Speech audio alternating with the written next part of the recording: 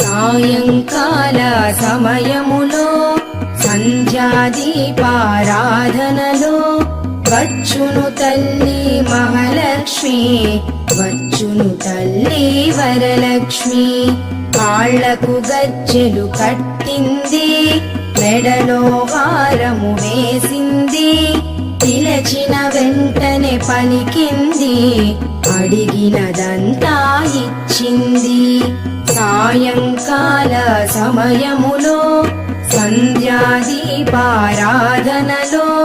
వచ్చును తల్లి మహాలక్ష్మి, వచ్చును తల్లి వరలక్ష్మి.